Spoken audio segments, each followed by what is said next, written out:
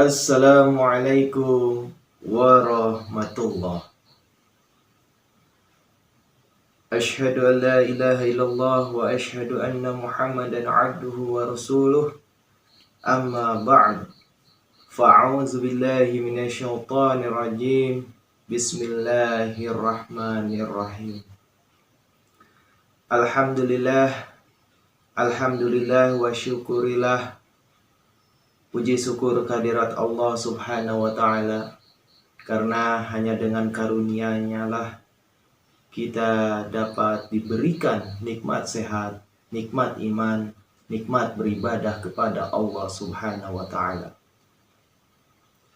Salawat serta salam kita senantiasa curahkan ke junjungan kita, baginda Nabi besar Muhammad Rasulullah sallallahu alaihi wasallam.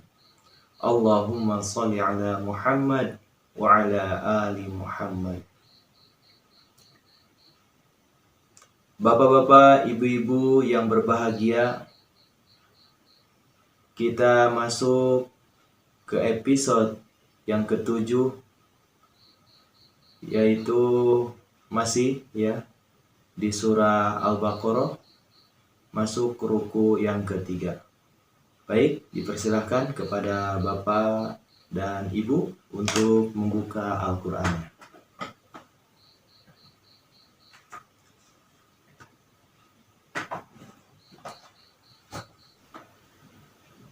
A'udzu billahi minasy syaithanir rajim. Bismillahirrahmanirrahim. Ya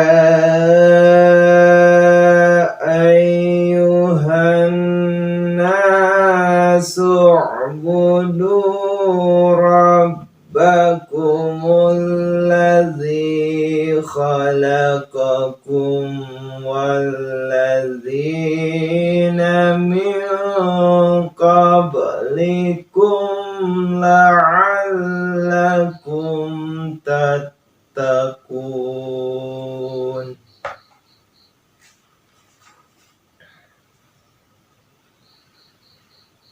Allazi ja'ala lakumul arda firasyan was-samaa'a binaa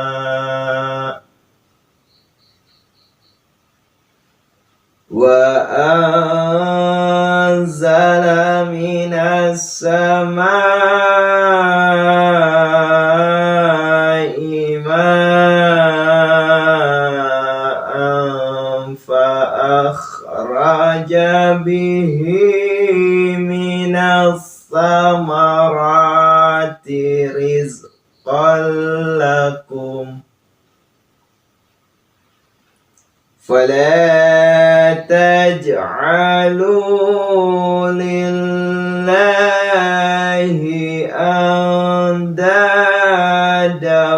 wa antum ta'lamun.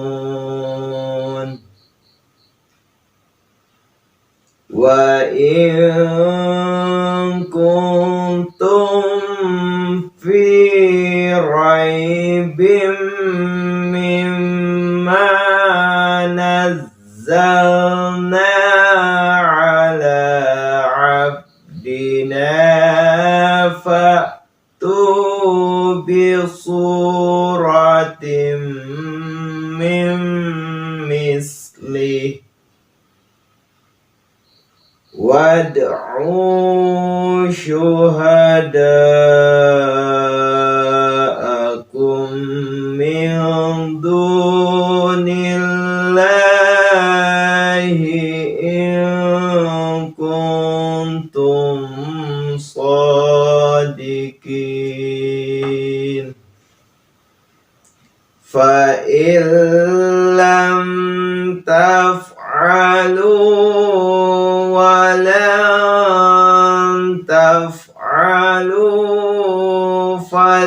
واتقوا النار التي وقودها الناس والحجارة أعدت lilkafirin. Ya, cukup ya sampai ayat 25. Baik, mari kita bedah untuk tajwid dan makhraj di ayat yang ke-22. Ya, nah di sana ada hukum mad ya. Mad jaiz munfasil. Kemudian ayu. Nah, di sana ada siddah hanna. Nah, ada lam ta'rif ya, yaitu alif lam syamsiyah. Nah, mad tabi'i. Kemudian rabbakum. Nah, rabba siddah, kumul ladzi alif lam syamsiyah, zi mad tabi'i ya, khalaqakum. Nah, di sini ada hukum mim mati. Mim mati bertemu dengan huruf wa, yaitu izhar syafawi. Wallazi alif lam syamsiyah, zi mad tabi'i ya. Kemudian ada hukum nun mati bertemu dengan qaf, min qab. Nah, itu ikhfa ya. Jadi jangan malah dibacanya min qablikum. Nah, itu kurang tepat ya. Tetapi dia harus bacanya seperti ini kurang lebih. Min qab. Nah, qabnya qalqalah ya. Qalqalah sugro, kemudian kum, mim mati bertemu dengan lam. Ini merupakan ya izhar syafawi. Kemudian la'al siddah kum, mim mati bertemu dengan ta, izhar syafawi ta ya siddah kun, mad arid li sukun. Next, untuk ayat yang ke-23. Allazi lam ta'rif ya, alif lam syamsiyah, zi mad tabi'i ya, kemudian lakumul. Nah, ini ada lam ta'rif juga ya, yaitu alif lam qamariyah ya. Karena di sini jelas ya, di atas lamnya itu ada tanda sukun atau mati. Nah, itu cara mudah menentukan bahwa itu merupakan alif lam qamariyah. Ada tanda sukunnya ya. Nggak perlu ragu lagi ya. Jadi kalau misalkan ada alif lam, kemudian di atas lamnya itu sendiri ada sukun atau tanda mati, maka itu merupakan ciri dari alif lam qamariyah. Fira matobi'i alif syaw. Nah, di sana ada hukum nun mati ya. Nah, di sini tanwin bertemu dengan wa ya, huruf waw. Maka itu merupakan idgham bi gunnah ya. Jadi bi-nya dengan gunnah mendengung ya. Firasyaw was. Nah, ada lam alif lam syamsiyah, maknya hukum mad ini apa? Ya, mad wajib muttasil. Kemudian bina. Nah, di sana ada mad wajib muttasil. Nah, untuk mad wajib muttasil panjangnya 5 harokat ya. Jadi wajib ya 5 harokat, tidak boleh kurang. Kemudian, nah di sini ya, setelah bina bisa diperhatikan ya, ada tanda wakof ya, so ya, lam sama ya ya. Nah, tanda wakof ini ya boleh berhenti, namun lebih utama dilanjutkan ya. Next. Nah, di sini ada hukum nun mati. Nun mati bertemu dengan zai, ikhfa. Minas alif lam samsiyah mad wajib muttasil, kemudian ima lagi mad wajib muttasil. Bihi mad silah qasirah minas samara. Nah, ada alif lam syamsiyah, ro-nya sendiri mad tabi'i. Rizqal. Nah, di sini ada tanwin bertemu dengan lam. Nah, itu merupakan idgham bila gunnah ya. Jadi tanpa ada gunnah. Rizqal lakum. Langsung masukkan ke lam ya. Kum mim mati bertemu dengan fa.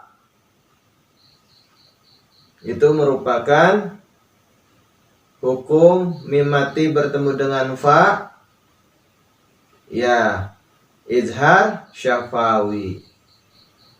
Nah, di sini di lakum ya, itu ada tanda waqaf ya, jim kecil.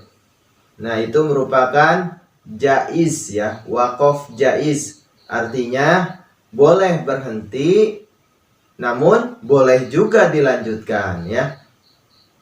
Fala maktobi alif, kemudian taj qalqalah sugro alu maktobi lillah. Nah, ini hukum lam jalalah, yaitu tarkik ya, harus dibaca tipis, jangan malah dibacanya tebal. Anda nun mati bertemu dengan dal ya, ikhfa ya. Dau tanwin bertemu dengan wa, idgham biguna. Kemudian antum nun mati bertemu dengan ta, ikhfa. Tum mim mati bertemu dengan ta, izhar syafawi. Ta'lamun mad arid li sukun. Nah, kembali mengingatkan untuk mad arid li sukun itu panjangnya 2 hingga 6 ketukan ya, atau harokat. Next, ayat yang ke-24. Wa in nun mati bertemu dengan kaf, itu ikhfa. Kemudian kuntum, ikhfa lagi ya. Kemudian mim mati bertemu dengan fa.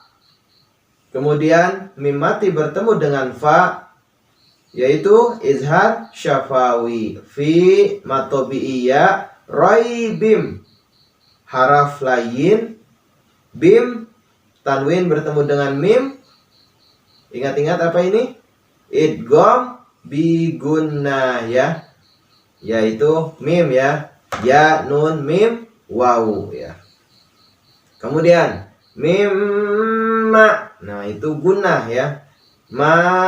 Matobi'i alif nazzal siddah, na matobi'i alif ala matobi'i abd qalqalah sugro ya, abdina matobi'i alif fa'tu matobi'i wawu bisu matobi'i wawu rotim, tanwin bertemu dengan mim ya, idgham bigunnah, jangan sampai lupa ya. Mimis nun mati bertemu dengan mim, sama ya, idgham bigunnah. Lihi mad silah qasirah. Wad'u qalqalah matobi wawu syuhada, mad wajib muttasil. Kum mim mati bertemu dengan mim. Nah, ini hukum mim mati ini apa? Ya, idgham mutamasilen atau idgham mimi, atau nama lainnya juga idgham syafawi. Min du. Nun mati bertemu dengan dal. Ya, ikhfa du matobi wau nillah. Nillah. Ya, tarkik ya, tipis. Jangan malah min dunillah. Nah, itu kurang tepat ya. Min dunillah. Nun mati bertemu dengan kaf. Apa? Ikhfa kuntum. Nun mati bertemu dengan ta. Ikhfa lagi ya. Tum, mim mati nih. Hukum mim mati bertemu dengan shad, yaitu izhar syafawi. So mat tabi'i kin mad arid li sukun. Next, ayat yang terakhir, ayat yang ke-25. Fa'ilam, nun mati bertemu dengan lam, yaitu ya idgham bila guna. Untuk bila guna ya, itu mudah saja mengingatnya ya. Jadi apabila nun mati atau tanwin bertemu dengan lam dan ro ya. Jadi hanya dua saja. Lam sama ro itu idgham bila guna. Sedangkan idgham biguna atau ma'al guna ya dengan dengung itu ada 4. Ya, nun, mim, waw. Disingkat biar mudah menghafalnya. Yan, mu. Nah ya. Oke, selanjutnya. Lam hukum mim mati ini. Ya, izhar syafawi. Next, lu matobi wawu wala ikhfa taf'alu matobi wawu fat. Ya, siddah. Kunnar alif lam syamsiyah. Na matobi'i rollati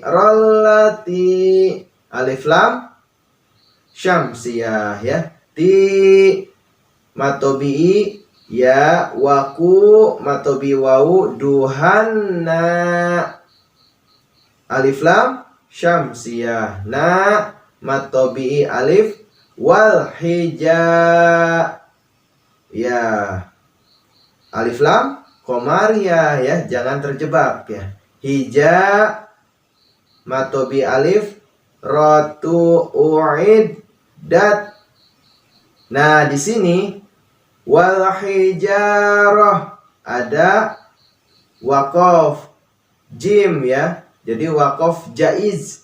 Nah, wakof jaiz ini boleh berhenti, boleh juga dilanjutkan. Dan bersamaan itu ada juga wakof so lam ya ya. Nah, artinya boleh berhenti namun lebih utama dilanjutkan. Lalu pilih yang mana? Ya, itu tergantung dari pilihan kalian masing-masing. Bisa dilanjut ya, bisa juga berhenti di sana ya. Uiddat. Nah, ini perlu hati-hati. Uid pertamanya hamzah atau alif ya, kemudian ain. Jadi harus dibedakan.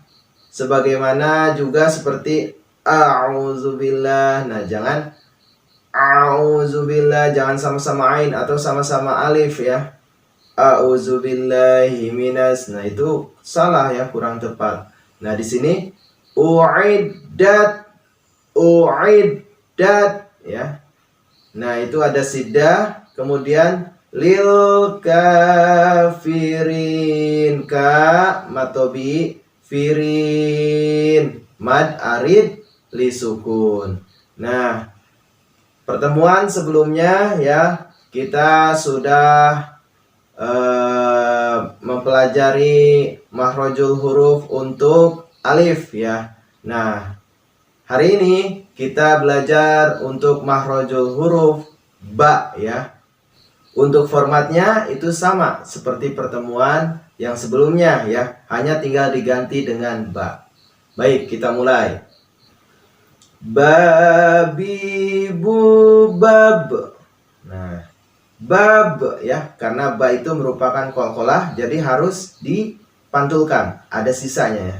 Babi bubab, buban bani bab, naminal mubni mabiban bani ba.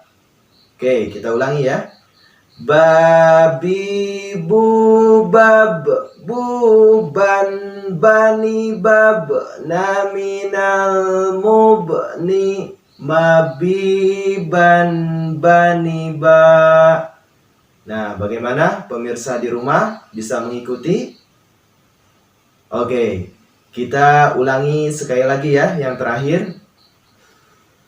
Babi bubab, buban bani bab, naminal mubni mabiban bani ba. Oke, cukup. Kita lanjutkan dengan arti perkata. Baik, untuk ayat yang ke-22. Ya ayyuha, wahai, annas, manusia, a'budu, sembahlah ya, Rabbakum, Tuhanmu ya, allazi, yang, khalaqakum, telah menjadikan kamu, wallazina, dan orang-orang yang, min qablikum, minnya memang dari ya, namun di sini karena bergabung dengan min qablikum maka yang sebelum kamu ya. La'allakum, supaya kamu, tattaqun, kamu bertakwa. Next, ayat yang selanjutnya.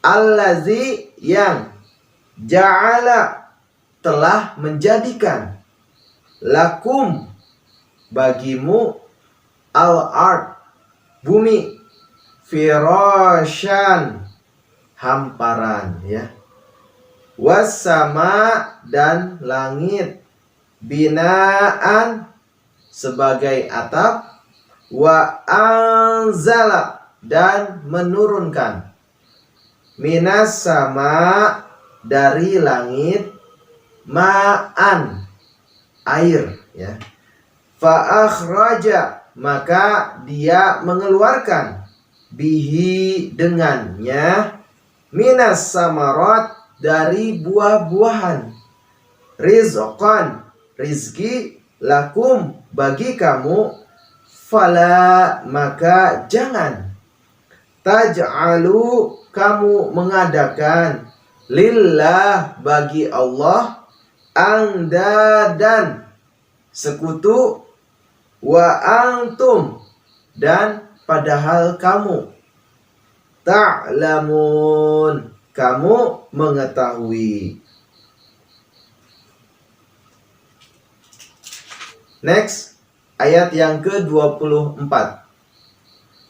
Wa in kuntum, dan jika kamu, fi raibin, dalam keraguan, mimma, tentang apa-apa, nazzalna, kami turunkan, ala abdina, kepada hamba kami, fa'tu, maka buatlah, bisuratin, dengan sebuah surah, mimislih, yang semisalnya, wad'u, dan panggillah atau dan ajaklah, syuhada'akum, pembantu-pembantu kamu, min duni, dari selain Allah,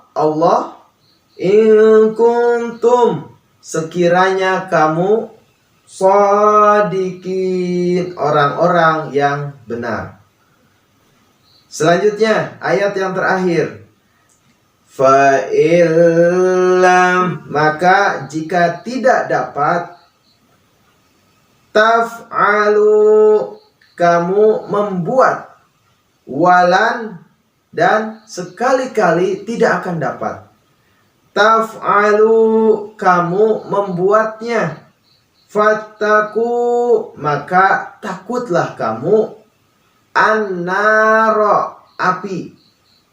Allati, yang wakuduha, bahan bakarnya. An-nasu, manusia. Wal hijarah, dan batu-batu. Uiddat, disediakan. Lil kafirin, bagi orang-orang kafir. Selanjutnya terjemah selengkapnya beserta tafsir. Ayat yang ke-22. Hai manusia, beribadahlah kepada Tuhanmu yang telah menciptakan kamu dan juga orang-orang sebelummu supaya kamu bertakwa. Tafsir.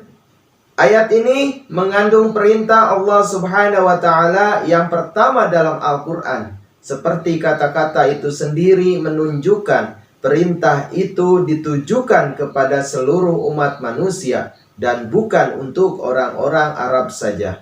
Hal mana menegaskan bahwa Islam dari awal mula mendakwakan diri sebagai agama universal. Islam menghapuskan paham agama nasional dan memandang umat manusia sebagai satu dalam ikatan persaudaraan. Ayat yang ke-23.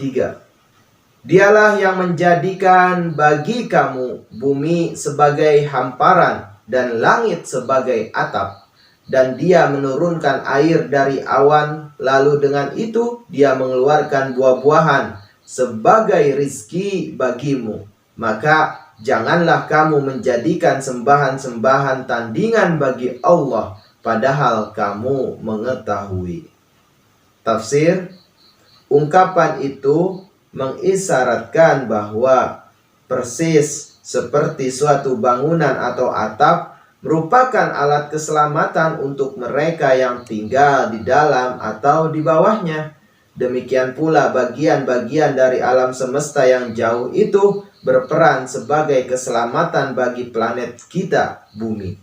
Mereka yang telah mempelajari ilmu astronomi, awan, dan gejala-gejala atmosfer lainnya mengetahui bagaimana benda-benda langit lainnya menempuh jalan peredaran mereka melalui ruang tanpa batas, jauh tinggi di atas bumi di semua jurusan, memberi keamanan dan kekokohan kepada bumi.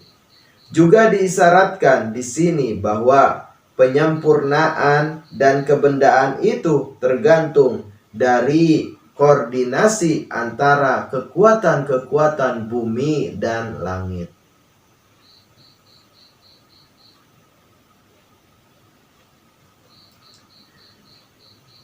Next, ayat yang ke-24. Dan jika kamu dalam keraguan tentang apa yang telah kami turunkan kepada hamba kami, maka datangkanlah satu surah yang semisalnya dan panggillah penolong-penolongmu selain Allah jika kamu orang-orang yang benar. Tafsir. Di beberapa tempat di dalam Al-Quran diberikan tantangan untuk menandingi hanya dari satu surah Al-Quran. Di tempat lain lagi disebutkan 10 surah, sedangkan di tempat lainnya 1 Al-Quran penuh. Dimanapun disinggung mengenai tantangan dengan 1 surah, maksudnya adalah surah Al-Baqarah. Nampaknya seolah-olah seluruh permasalahan dalam Al-Quran diterangkan di dalam 1 surah ini. Dimanapun disebut tantangan dengan 10 surah, maka maksudnya adalah agar mengumpulkan 10 surah dari manapun dalam Al-Quran, baik surah terakhir yang pendek-pendek ataupun surah yang panjang. Manusia akan gagal menjawab satu saja dari tantangan itu, apalagi dari seluruh Al-Quran. Tafsir dari selain Allah jika kamu orang-orang yang benar.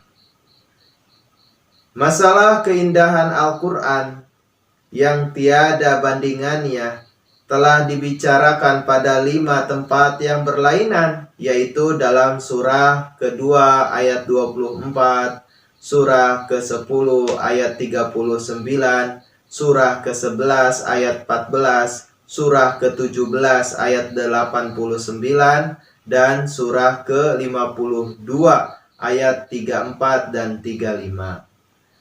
Dalam 2 dari kelima ayat itu, surah kedua ayat 24 dan surah ke-10 ayat 39, tantangannya serupa, sedang 3 ayat lainnya 3 tuntutan terpisah dan berbeda telah dimintakan dari kaum kafir. Sepintas lalu perbedaan dalam bentuk tantangan di tempat yang berlainan itu nampaknya seolah-olah tidak sama. Tetapi keadaan yang sebenarnya tidak demikian. Pada hakikatnya ayat-ayat itu mengandung tuntutan-tuntutan tertentu yang berlaku untuk selama-lamanya. Tantangan itu berlaku bahkan hingga sekarang juga dalam semua bentuk yang berbeda-beda itu. Seperti tertera dalam Al-Quran, sebagaimana dahulu berlaku di zaman Rasulullah SAW. Sebelum menerangkan berbagai bentuk tantangan itu, baiklah diperhatikan bahwa disebutnya tantangan-tantangan dalam Al-Quran itu senantiasa disertai oleh pembicaraan tentang harta kekayaan dan kekuasaan. Kecuali dalam ayat ini yang seperti telah dinyatakan di atas, tidak berisikan tantangan baru, tetapi hanya mengulangi tantangan yang dikemukakan dalam surah ke-10 ayat 39.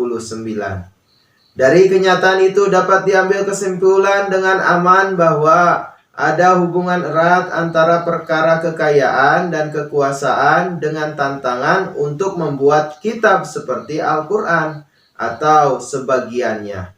Hubungan itu terletak dalam kenyataan bahwa Al-Quran ditawarkan kepada orang-orang kafir sebagai hasanah yang sangat berharga. Ketika orang-orang kafir meminta kekayaan yang bersifat kebendaan dari Rasulullah SAW. Surah ke-11 ayat 13. Mereka diberi penjelasan bahwa beliau mempunyai kekayaan yang tidak ada bandingannya dalam bentuk Al-Quran. Dan ketika mereka bertanya, mengapa tidak diturunkan kepadanya suatu hasanah atau datang bersamanya seorang malaikat? Surah ke-11 ayat 13. Dikatakan kepada mereka sebagai jawaban bahwa para malaikat memang telah turun kepada beliau sebagai tugas mereka. Para malaikat itu adalah membawa firman Tuhan, dan memang firman itu telah dilimpahkan kepada beliau. Jadi kedua tuntutan untuk harta kekayaan dan untuk turunnya para malaikat telah bersama-sama dipenuhi oleh Al-Quran yang merupakan hasanah yang tiada tara bandingannya, diturunkan oleh para malaikat, dan tantangannya untuk membuat semisalnya diajukan sebagai bukti keagungannya yang tiada taranya. Sekarang mari kita ambil berbagai ayat yang berisi tantangan itu satu persatu. Tuntutan terbesar telah dibuat pada surah ke-17 ayat 89. Dalam ayat-ayat tersebut orang-orang kafir diminta untuk membuat kitab seperti Al-Quran seutuhnya dengan segala sifatnya yang beraneka ragam itu. Dalam ayat itu orang-orang kafir tidak diminta mengemukakan buatan mereka seperti kalamullah. Mereka boleh mengajukannya sebagai gubahannya sendiri dan menyatakannya sama atau lebih baik daripada Al-Quran. Tetapi oleh karena pada waktu tantangan itu dibuat, Al-Quran belum seluruhnya diwahyukan. Orang-orang kafir tidak diminta untuk mendatangkan tandingan Al-Quran pada waktu itu juga. Dan dengan demikian tantangan itu berisikan nubuatan bahwa mereka tidak akan mampu membuat yang serupanya. Tidak dalam bentuk yang ada pada waktu itu dan tidak pula sesudah Al-Quran menjadi lengkap. Lagi, tantangan itu tidak terbatas kepada orang-orang kafir di zaman Rasulullah SAW saja, tetapi meluas kepada semua orang yang ragu-ragu dan berkeberatan di setiap zaman. Alasan mengapa orang-orang kafir dalam surah ke-11 ayat 14 diminta membuat 10 surah dan bukan seluruh Al-Quran adalah karena persoalan dalam ayat itu tidak berkaitan dengan penyempurnaan Al-Quran seutuhnya dalam segala segi, melainkan hanya dengan sebagian saja. Orang-orang kafir telah menuduh bahwa beberapa bagiannya cacat. Oleh karena itu mereka tidak diminta membuat kitab yang lengkap seperti Al-Quran seutuhnya, melainkan hanya 10 surah sebagai ganti bagian-bagian Al-Quran yang oleh mereka dianggap bercacat, agar kebenaran dari pernyataan mereka dapat diuji. Adapun mengenai pemilihan jumlah khusus 10 untuk tujuan itu, baik diperhatikan di sini bahwa oleh karena dalam surah ke-17 ayat 89 Al-Quran seutuhnya didakwakan kitab yang sempurna, maka para penentangnya diminta membuat yang serupa seutuhnya. Tetapi karena dalam surah ke-11 ayat 14 pokok persoalannya ialah bagian-bagiannya yang tertentu dicela, maka mereka diminta memilih 10 bagian demikian yang nampaknya bagi mereka sangat cacat, dan kemudian membuat suatu gubahan yang seperti bagian-bagian yang dicela itu. Dalam surah ke-10 ayat 39 orang-orang kafir diminta membuat yang serupa dengan hanya 1 surah Al-Quran. Hal itu disebabkan bahwa berlainan dengan 2 ayat tersebut di atas. Tantangan dalam ayat itu berupa dukungan pada pengakuan Al-Quran sendiri dan bukan sebagai bantahan terhadap suatu tuduhan dari orang-orang kafir.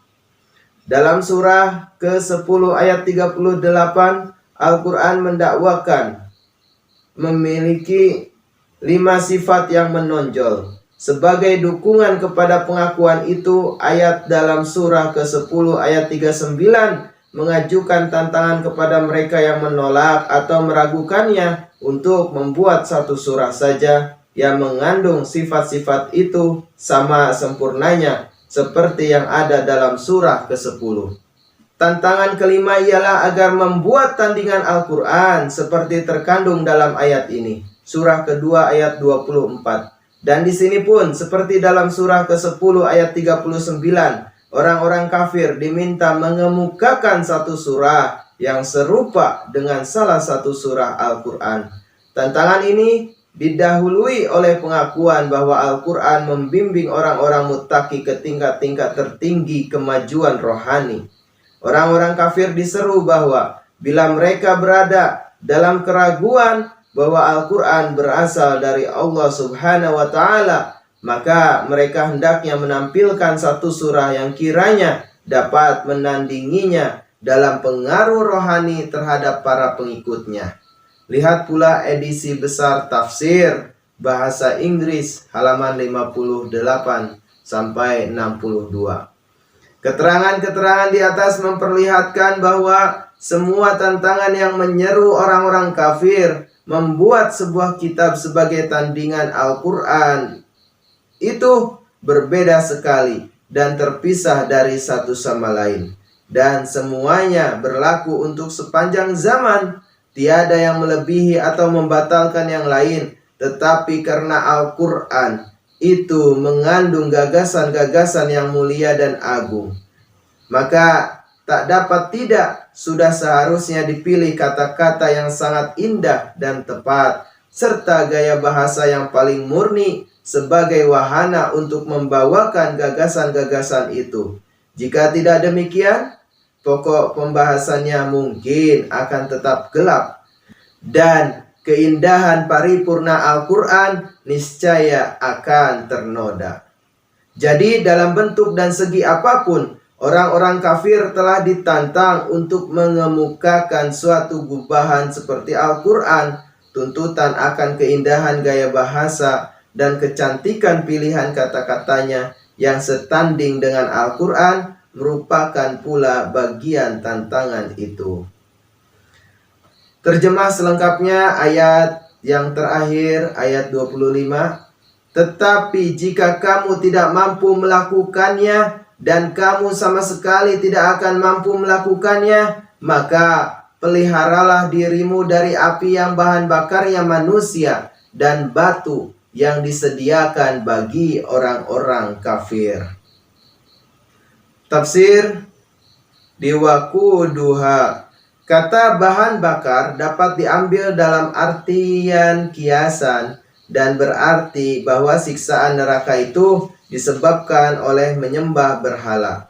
Jadi berhala-berhala itu bagaikan bahan bakar untuk api neraka, karena menjadi sarana untuk menghidupkan api neraka. Atau batu berarti berhala-berhala yang dipuja orang-orang musyrik sebagai dewa-dewa. Maksudnya ialah orang-orang musyrik akan dihinakan dengan menyaksikan sendiri dewa-dewa mereka dilemparkan ke dalam api. Tafsir di An-Nas. Kata-kata An-Nas dan Al-Hijarah dapat pula dianggap merujuk kepada dua golongan penghuni neraka. An-Nas dapat merujuk kepada orang-orang kafir yang masih mempunyai semacam kecintaan kepada Tuhan. Dan Al-Hijarah, batu, mereka yang di dalam hati mereka sama sekali tidak ada kecintaan kepada Tuhan. Orang-orang semacam itu memang tidak lebih dari batu.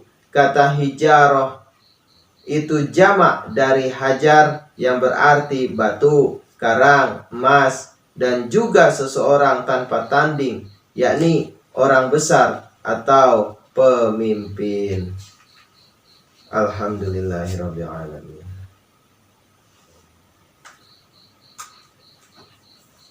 Baik Bapak Ibu pemirsa Ayah Akbar TV yang berbahagia, alhamdulillah untuk pertemuan kali ini telah usai.